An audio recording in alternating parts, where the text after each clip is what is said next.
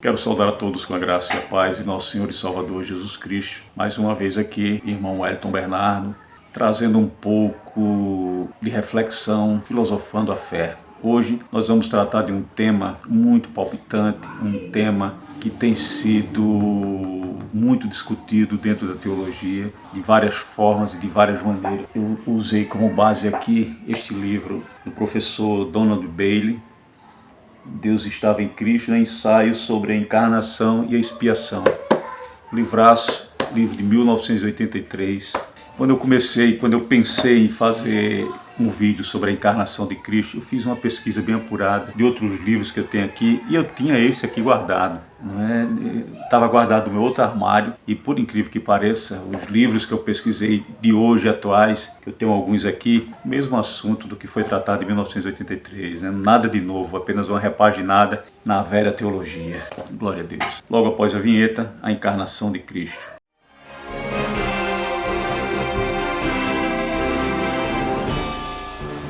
A gente sempre, quando começa uma preleção, seja temática ou expositiva, a gente sempre se utiliza de algumas passagens bíblicas para nos trazer um fundamento.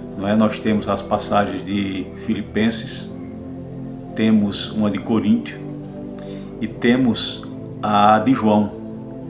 O Verbo se fez carne e habitou entre nós. Tratar da encarnação de Cristo, você precisa saber, você precisa entender e que existem várias teorias em torno da encarnação de Cristo. Não é como a cristologia tem que ser entendida. O Jesus histórico, tudo isso está envolvido dentro da encarnação, dentro da expiação. Entender a encarnação de Cristo nos ajuda a compreender que diferença há entre Jesus Cristo, o Jesus da fé e o Jesus da história. Existe uma diferença, existe uma separação entre os dois, com toda certeza. Mas antes de abordarmos a encarnação em si, filosofando, refletindo, sem complicar muito a doutrina, o ensinamento, a gente primeiro vai abordar duas teorias que são muito difundidas no cristianismo hoje. Nós temos a quinosis e nós temos a Superman.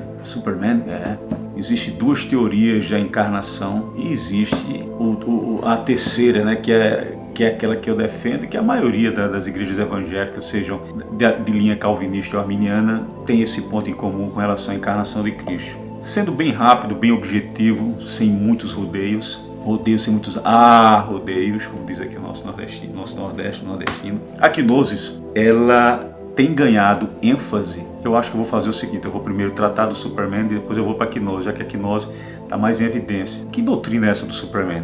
A doutrina do Superman é uma doutrina que existe no meio de um grupo de estudiosos da Bíblia que defendem que não existe trindade.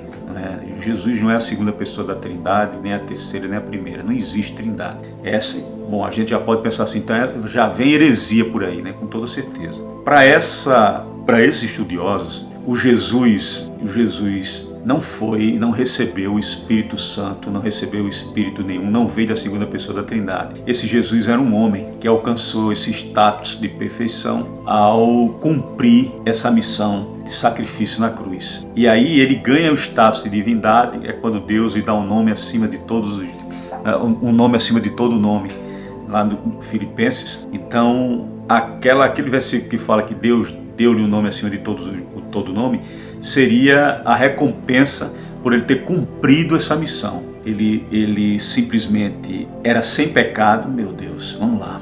Era sem pecado, era um homem perfeito, existe esse ser, é um homem perfeito em si, que absorveu essa divindade de Cristo e ganhou o privilégio de fazer parte, da família de Deus. Cara, essa doideira toda aí, essa doutrina, esse ensinamento do Superman. Claro que eles têm uma abordagem boa, não é ruim. Eles vão usar a palavra form, a palavra grega form, que significa metamorfose, tentar compreender o que significa essa metamorfose, porque ele não é a segunda pessoa da Trindade. Então isso é abordado na teoria do Superman, do super-homem, o homem perfeito, o homem que Deus encontrou para cumprir essa missão e esse sacrifício. Então Então existe o estudo é bem profundo, parece até que eles são bem abalizados, e tem muita gente que defende esse ponto de vista, né? Ele absorve, ele se apropria de centenas de textos bíblicos, para servir de base fundamental para essa doutrina. Mas só pelo fato de você negar a Trindade, não é, de que ele era um ser humano perfeito, aí já põe em xeque toda essa doutrina. Então não vou me perder muito nela. A segunda é a quinosis, que quinosis é a palavra grega para se esvaziar, como está descrito no Filipenses, que eu falei no início. Está aqui que ali vem bem expresso, capítulo 2 de Filipenses, que Jesus se esvaziou. O apóstolo Paulo usando a figura de Cristo para trazer o que Jesus fez ao se esvaziar. Jesus se esvaziou de toda a sua divindade, de todo o seu poder, e se fez servo por amor a nós. Ele vai, claro que ele vem falando no texto, existe alguns os críticos da Bíblia, os críticos textuais, que falam que esse versículo não existe na Bíblia, que ele foi inserido aí algum tempo depois. Mas isso é negativo. Em muitos outros manuscritos esse texto está lá perfeitinho, sem problema nenhum. O texto eclético é que atrapalha muito essas questões. Então, se você não tiver conhecimento dos textos originais da Bíblia, as várias famílias que existem, fica difícil de você compreender isso daí, porque você vai encontrar estudiosos que vão dizer, essa parte desse texto aqui não existe, de se esvaziar, não existe. Isso aí foi acrescido, isso aí é um poema de Paulo. Isso aí não é teologia que ele está falando, isso não é doutrina, não é, isso é uma simbologia, é um salmo que ele está falando. E parece uma doxologia salmótica, parece uma doxologia que Paulo está fazendo. Ele se utiliza de um texto que parece de fato um poema, mas o texto se encontra lá. E as verdades que existem desse texto são doutrina e são teologia sem problema algum. Embora ele se utilize, como eu disse, dessa figura para trazer uma lição para os filipenses sobre humildade, sobre sacrifício, sobre renúncia. A Bíblia diz que o Verbo se fez carne e habitou entre nós. O anjo disse a Maria, Gabriel disse a Maria, que a sombra do Espírito Santo ia descer sobre ela. Filipenses fala que Jesus se esvaziou. Em Coríntios, Paulo fala que ele foi o mais pobre de todos. E quando você entra no texto original, aí é que a profundidade é maior, porque o texto grego original faz separação entre o Jesus divino e o Jesus humano, e a junção deles dois. E aquilo ali era Jesus, não é que tinha um homem aqui na Terra e o Jesus divino veio, como dizia o agnosticismo. Jesus veio e entrou neste homem, se apossou desse homem e passou a ser divindade. E não, isso é Jesus mesmo, era Jesus Deus e Jesus homem. Eles se juntaram, não é? É uma fusão, eles se juntaram, é uma fusão, eles se fundiram, são duas pessoas distintas que se fundiram? Não necessariamente, não. A encarnação é um mistério e exige de nós um pouco de cuidado quando nós tratamos desse assunto, quando nós pesquisamos, quando nós estudamos. Nós precisamos estudar bem, averiguar bem, examinar bem os textos para que possamos compreender esse 100% Deus e 100% homem, e como eles se harmonizam, como eles se juntam, como é essa fusão. Eu não colocaria bem fusão, porque fusão é como se fosse duas, vamos usar assim, duas coisas, dois objetos diferentes, dois seres diferentes que se unem e se tornam um. É até sugestivo pensarmos assim, mas na verdade não é bem a colocação, porque Jesus humano não era um personagem que existia aqui e o Jesus divino veio e se apossou dele. Isso era Deus. Deus tem esse poder de ser, de se transformar em quem ele quiser, teofanicamente, antropomorficamente, usando uma metamorfose.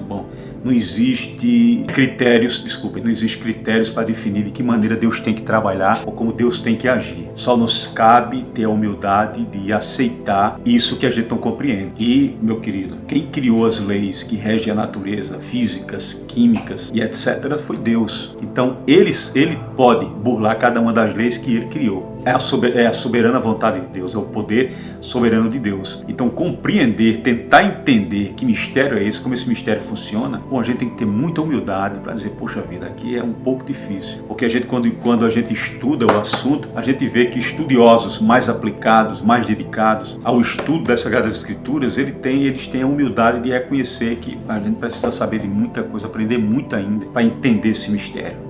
Glória a Deus. E ele também acaba, O Jesus histórico também entra aqui. O Jesus histórico não é o Jesus da fé. O Jesus histórico é aquele Jesus que Albert Schweitzer, Rudolf Bultmann, Paul Tillich, o que é que eles se propunham, ou se propôs, ou fizeram quando escreveram as suas obras? Desmitologizar, tirar todos os mitos, né? Que é para ele que os milagres, os poderes sobrenaturais de Cristo eram mitos, folclore, e isso precisava ser retirado dele, para que ele pudesse ser evidenciado como um personagem histórico. Porque para ele ser um personagem histórico é ser um ser natural, sem ter esse sobrenatural. Bobagem. O sobrenatural faz parte dele, do Senhor Jesus. Não tem como você extrair isso dele, porque ele é um ser divino. Deus é espírito. Importa que seus adoradores o adorem em espírito e em verdade. Não há como você desassociar o sobrenatural de Deus. Não é por isso que eu discordo de muito dos meus irmãos que são sensacionistas. Vamos lá, são aqueles que acreditam que os dons espirituais cessaram. Eles não dizem que os dons espirituais nunca existiram, não. Teve um momento da história onde os dons espirituais eram evidentes e necessários, mas agora não há necessidade disso. E existem os continuistas, como nós pentecostais, arminianos, que acreditam que os dons espirituais continuam sim em evidência. Eles continuam sendo usados e necessários para isso. Mas a discussão aqui não é esta. Então, o Jesus histórico, com evidências, com fatos comprobatórios que mostrem que de fato ele foi um ser que existiu. Todo esse sobrenatural, esse Jesus místico da fé, sobre ele atrapalha isso daí. Digo, olha, sinceramente, eu acredito que a igreja não precisa de um Jesus histórico. O Jesus da fé, ele é suficiente para nos preencher. Mas eu respeito o fato de que o Jesus histórico acaba ajudando a nossa teologia, porque ele fica mais palpável, ele fica mais verídico, ele fica mais acessível do que aquele Jesus místico da fé, aquele ser que só existe na dimensão do sobrenatural, na dimensão da fé, né? Na dimensão do conhecimento, da gnose, gnosticismo e de gnose, né? Conhecimento místico, misterioso, incógnito, que a gente desconhece. Então, o Jesus histórico e o Jesus da fé, entre esses dois está a encarnação de Cristo, está esse mistério da encarnação, que a gente não consegue compreender. Bom, a gente consegue entender a princípio, 100% Deus, 100% homem. Jesus tinha todas as limitações de um ser humano comum e tinha todo o poder de uma divindade. Mas eu gostaria de voltar para a segunda teoria, que é a teoria da quinosis, que eu entrei nela e mudei o ângulo. A quinosis é uma teologia, é um ensino teológico, uma teoria teológica, de que Deus, Jesus é Deus, a segunda pessoa da Trindade, e que ele se esvaziou de todo o seu poder, de toda a sua divindade, e se preencheu com toda a natureza do ser humano. Ele se preencheu, porque a maneira dele compreender, a maneira dele entender o que é o ser humano era Deus. Claro, Deus sabia de tudo, mas Jesus queria uma experiência mais profunda.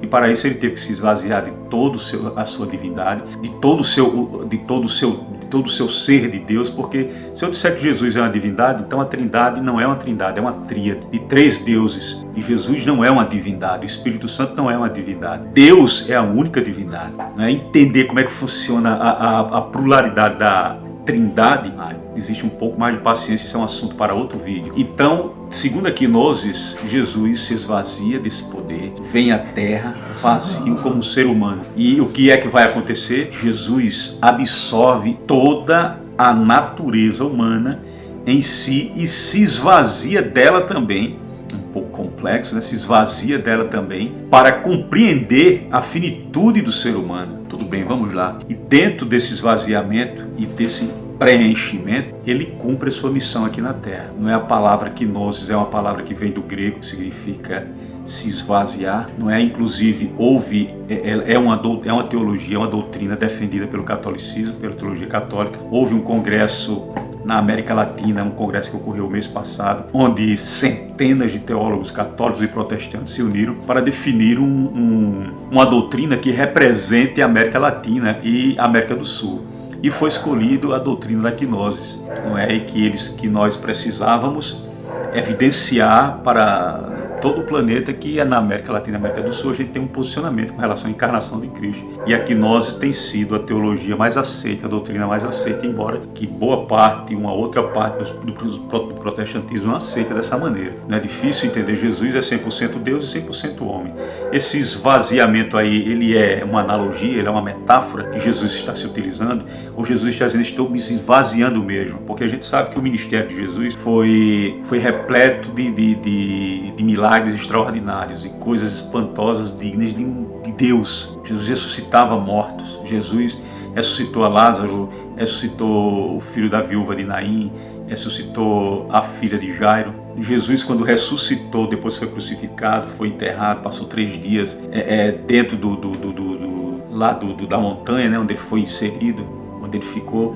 E quando ressuscitou, a Bíblia diz que muitos mortos ressuscitaram com ele. Ele foi a primícia dos mortos, né? E em Jerusalém foram vistos várias pessoas que tinham morrido, que tinham ressuscitado. Então ele era Deus em potencial e era homem em potencial. Com todas as limitações do ser humano, Jesus se cansava, Jesus sentia fome, Jesus sentia sede, Jesus chorava, ele se emocionava. Ou vai dizer que todos esses sentimentos que ele teve eram falsos, né? Ele fez aquilo para cumprir a justiça humana, a vontade humana, as leis humanas. Ainda que pareça sugestivo isso e plausível, mas ele sentia de verdade. Não há mentira em Jesus, só a verdade nele. Eu sou o caminho, a verdade e a vida. Entender a encarnação é compreender o mistério da expiação, do sacrifício de Cristo. Não é porque que ele teve que se fazer homem, porque ele não decidiu tudo lá de cima, não, ele precisava experimentar, mas ele era Deus, ele conhece o homem nos recônditos do seu ser, no âmago do seu ser, mas ele precisava sentir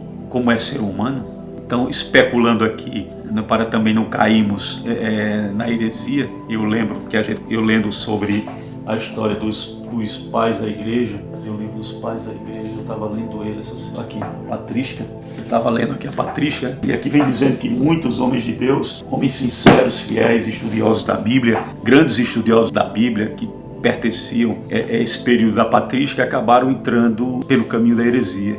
Homens sinceros, não é? Pelágio, por exemplo, era um homem sincero, Marcião, Nestor e tantos outros homens de Deus que estudaram e se envolveram de uma maneira assim, não é fácil de compreender. Você, quando está estudando, principalmente, vamos usar o exemplo daqui, você está estudando a encarnação, estudando sobre cristologia, a doutrina da cristologia, você acaba se aprofundando tanto e desenvolvendo várias teorias. E claro, se você é um homem que já conhece a Bíblia, já tem uma certa intimidade da Bíblia, tem formação teológica, conhece os textos originais, você sabe que, opa, isso é uma heresia, isso é um absurdo, por mais que pareça plausível, né? Eu costumo sempre dizer que quando a gente chega no livro do Apocalipse, a gente especula mais do que a gente quer. Então, quando a gente se depara com uma encarnação de Cristo, poxa vida, é mais fácil. Vocês olham, era 100% Deus e 100% homem. Compreender como é que se desenvolve esse mistério aí é ir mais além do que a gente pode.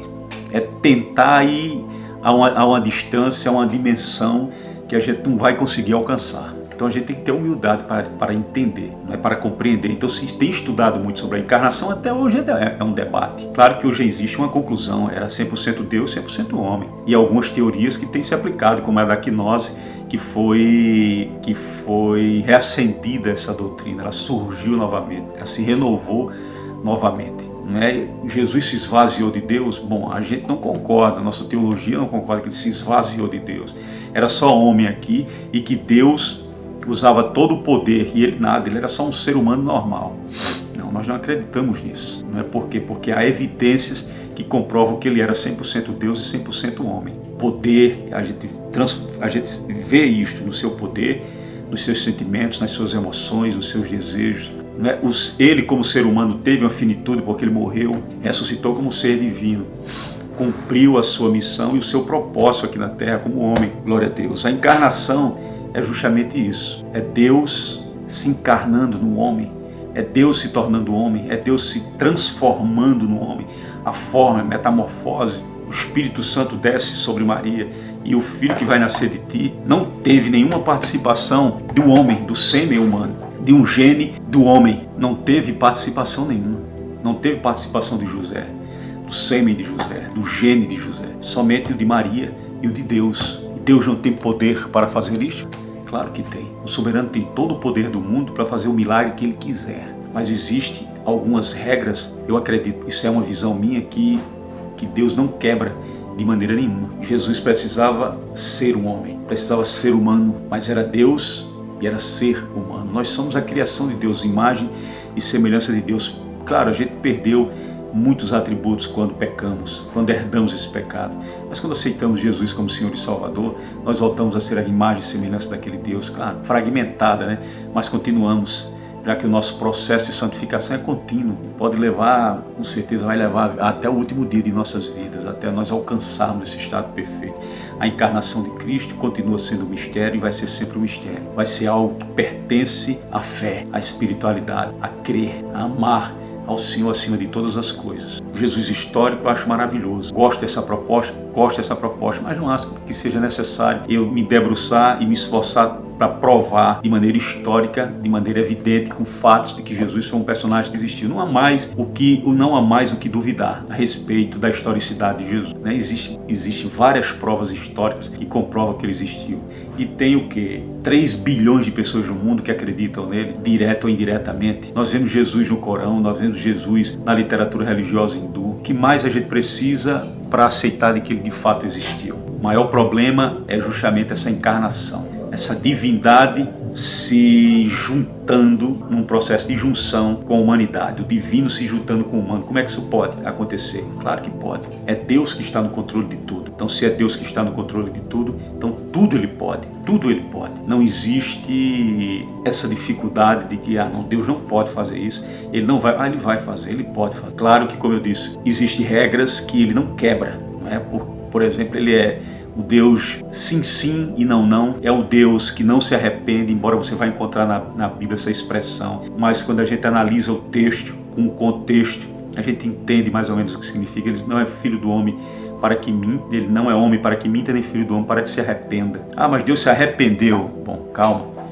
O escritor escreveu isso daí, né? A gente tem que entender que Deus inspirou seres humanos a escreverem com suas palavras a palavra dele. Então a gente precisa entender isso, né? O Deus usou a razão humana, a sua capacidade mental, lógica, psicológica e emocional. Deus permitiu que o ser humano usasse a sua cultura, o seu contexto, os seus caguetes para escrever o texto. O homem usou as suas palavras para transmitir as palavras de Deus. Então isso é encarnação, é algo que nós precisamos ter humildade e simplicidade. Eu acho que o maior problema nosso é querer dar todas as respostas que nós só vamos ter quando estivermos diante dele. Espero que esse vídeo tenha trazido menos problemas e mais solução.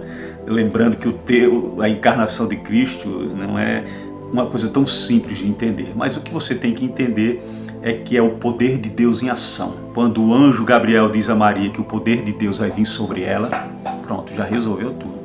O que vai acontecer em você é um milagre extraordinário. É quando o humano se junta com o divino. E aí nasce Jesus, que é justamente a prova física disto. A encarnação é isso, é Deus e o humano se juntando em um só. Essa dualidade, né? É esses dois que se tornam um. Ou não é dois que se tornam um, sempre foram um. E aí a gente já começa a descer para o terreno da especulação. E as várias teorias que existem, essas duas principais que eu citei, não é do super-homem, o homem que absorveu essa perfeição ao ponto de ser separado por Deus para essa missão, para esse plano que ele desenvolveu. Ele usou este homem perfeito que se transformou em Jesus. E eles fazem uso das Sagradas Escrituras para defender os seus posicionamentos. Mas isso é uma heresia sem precedentes. E tem aqui nozes que, embora seja a princípio, quando a gente estuda toda a quinose, quando a gente compreende que Jesus precisava se esvaziar de sua divindade para se preencher do humano, para poder entender como funciona o ser humano, para poder compreender, para poder se colocar no lugar deles, essa empatia de Jesus, se colocar no lugar do ser humano. Hebreus capítulo 4 vai falar que ele é o nosso sumo sacerdote, e que nós agora podemos nos aproximar de Deus porque temos um sumo sacerdote que veio ao mundo, sofreu como nós, teve as nossas mesmas limitações. A encarnação, né? Está aí. Então esse Jesus Todo-Poderoso agora é o nosso sumo sacerdote, que se fez homem, se esvaziou de sua divindade, absorveu a sua humanidade, voltou a ser divino novamente. Ele não voltou a ser divino, ele sempre foi divino. Espero que isso me estimule a pesquisar mais, meu irmão. Agora fiquei mais perdido do que cego no meio de um tiroteio. Mas a finalidade da reflexão é justamente isso, nos levar a pensar, estudar, averiguar, examinar, para chegarmos a uma conclusão. Uma coisa que nós devemos aprender sempre é que você vê um livro desse, né, e você fica imaginando assim, puxa vida, aqui, a verdade está aqui, é um livro maravilhoso, entendeu? Mas o próprio escritor tem a humildade para entender que ele não tem o conhecimento necessário para isso, né? E nenhum deles tem. Isso aqui ele estuda, o Espírito Santo inspira, ele desenvolve essa tese, essa teoria, a gente estuda, a gente analisa, de acordo também com o nosso pensamento e as nossas ideias, que o mesmo Espírito Santo que inspira esses homens aqui, nos inspira também, nos inspira a lermos, a entender aonde ele quer chegar. Então, através de todas as pesquisas que nós fazemos em torno deste assunto, nós temos que chegar a uma conclusão nossa. Eu tenho que defender o posicionamento, eu não tenho que ter medo de, meu amigo, mas se de repente for uma heresia, não importa, você vai apresentar a sua tese para alguém de confiança, escola bíblica dominical, igreja, onde quer que você esteja, um seminário, que é uma coisa que eu sempre digo, meu irmão, procura um seminário teológico. Olha, estudo teologia, na internet tem o canal do pastor Raul Bolota, que é o Nascido de Novo. Eu não tenho aqui, não recebo nada do canal Nascido de Novo do pastor Raul Bolota. Eu gosto mais do canal dele, e eu sempre digo, ele nem sabe que eu existo. Mas o curso de teologia dele, cara, é um dos melhores que eu já vi, né? Eu espero esse mês fazer mais ele, dos que eu já fiz 2, vou fazer mais esse, vou estudando.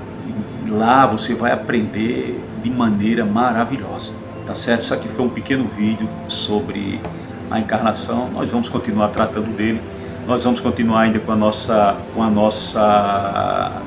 nossa série da decadência da igreja evangélica. Começamos esse primeiro vídeo, né, desse mês de janeiro.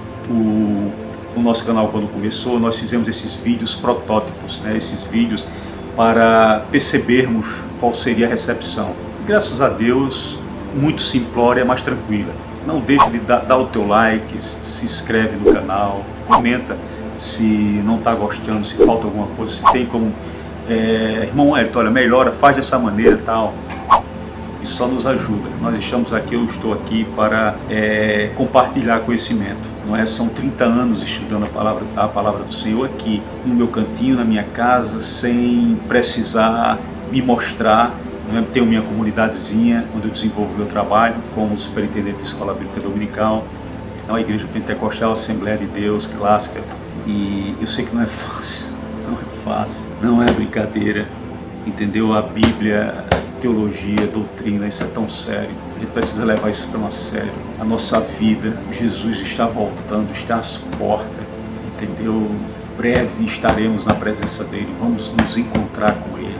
E a gente precisa muito se apropriar das Sagradas Escrituras. Como diz o apóstolo Paulo, disse a Timóteo, em tempo, fora de tempo, se afadiga no estudo da palavra, ensinando, pregando, não perca tempo, se afadigue, se canse, se entregue no estudo das Sagradas Escrituras. É isso que nós temos que fazer para compreender, para ensinar com responsabilidade. Nós estamos vivendo aí um momento onde a decadência da igreja evangélica atingiu um patamar que é insustentável mais. Então você vê heresias e mais heresias agora de maneira nua e crua. A heresia agora chegou nas redes sociais. Enquanto eu ou você estamos defendendo a boa teologia, a boa doutrina, tem outros aí destruindo tudo isso. E são canais com 100 mil, 200 mil, 300 mil seguidores. Aqueles canais onde eles ficam mostrando a bizarrice que existe na igreja evangélica brasileira, eu acho isso maravilhoso. Mas acho que deveria ter um propósito de exortar, de consolar e de edificar a igreja, e não de trazer views. Os problemas da igreja evangélica têm que ser tratados dentro da igreja, não fora com o mundo. O mundo não conhece a verdade de Deus. Então como é que o mundo vai interpretar esses problemas? Então somos nós, dentro da igreja, a igreja de Cristo, que tem que resolver esses problemas. Capítulo 5 de 1 Coríntios 5 e 6, depois leiam. Paulo vai lá orientar a igreja. Pelo amor de Deus, não existe ninguém para julgar esses problemas dentro da igreja, que tem que ser levado ao mundo. Então o que é que está acontecendo com a igreja? A igreja está fora de controle. Não existe mais os frutos do Espírito, acabou, paciência, longanimidade, não existe mais isso. A igreja, os crentes estão desraigados, estão perdidos, estão se envolvendo onde não deveriam se envolver, deviam prestar atenção mais na igreja, pastores abandonando a igreja e se eu não sou a favor do crente se envolver com política. Eu tenho até um vídeo aqui que eu falo sobre isso. O problema no Brasil é que muitos líderes evangélicos têm se envolvido com política. Isso tem trazido um prejuízo para a igreja terrível. Claro que o crente tem que se envolver com política. Política é liderar o povo, é comandar o povo. Então, de uma certa maneira, nós fazemos política quando lideramos, quando comandamos. Então, a política está inserida dentro da natureza humana. Mas a gente tem que ter tanto cuidado com isso, porque aqui no Brasil ela não ajuda, ela só destrói. Que Deus abençoe a todos vocês. Foi um pequeno resumo, assim, uma coisa bem esporádica do que seja a encarnação, como compreender, como tentar entender. Pesquisa, estuda, vai atrás. A minha finalidade aqui nesse programa, nesse canal, é justamente isso, estimular as pessoas a fazerem as suas próprias pesquisas. Se você tiver paciência de assistir o vídeo todo, você vai compreender aonde eu quero chegar. Que Deus abençoe a você. Esteja na sua igreja, ajudando a sua comunidade. Não é se você tem inteligência, é sábio, tem muito conhecimento, compartilhe com sua igreja, divida com sua igreja, tá certo? Vamos passar para frente. Nós somos a igreja de Cristo. Nós somos a geração do arrebatamento. Bom, só quem sabe é Deus. Que Deus abençoe a todos em nome de Jesus.